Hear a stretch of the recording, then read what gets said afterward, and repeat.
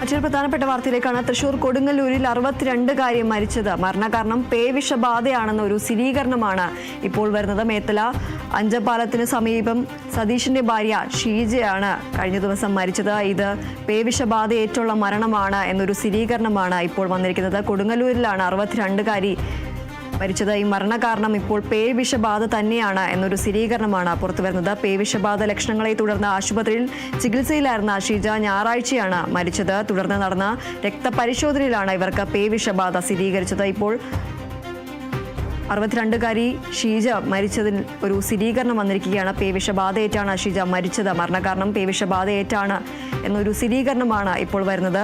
രക്തപരിശോധനയിലാണ് ഇത്തരത്തിൽ ഇവർക്ക് പേവിഷബാധയാണ് സ്ഥിരീകരിച്ചിരിക്കുന്നത്.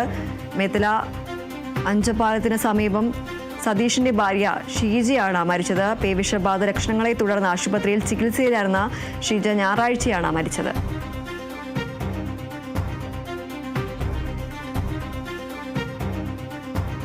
തൃശൂർ കൊടുങ്ങല്ലൂരിൽ 62-കാരി ഷീജ മരിച്ചത് പേവിഷബാധയേറ്റ എന്നൊരു സ്ഥിരീകരണമാണ് ഇപ്പോൾ വന്നിരിക്കുന്നത്. പേവിഷബാധ ലക്ഷണങ്ങളെ തുടർന്ന് ആശുപത്രിയിൽ ചികിത്സയിലായിരുന്ന ഷീജ ഞായറാഴ്ചയാണ് മരിച്ചത്. തുടർന്ന് നടന്ന രക്തപരിശോധനയിലാണ് ഇത്തരത്തിൽ ഇവർക്ക് പേവിഷബാധ സ്ഥിരീകരിക്കുന്നത്. മേത്തല അഞ്ചപ്പാലത്തിന് സമീപം സത്യന്റെ ഭാര്യ ഷീജയാണ് മരിച്ചത്. 62 വയസ്സാണ് ഇവർക്ക് പ്രായം. ഈ മരണത്തിൽ പേവിഷബാധയാണ് ഈ മരണകാരണം എന്നൊരു സ്ഥിരീകരണമാണ് ഇപ്പോൾ പുറത്തു വരുന്നത്.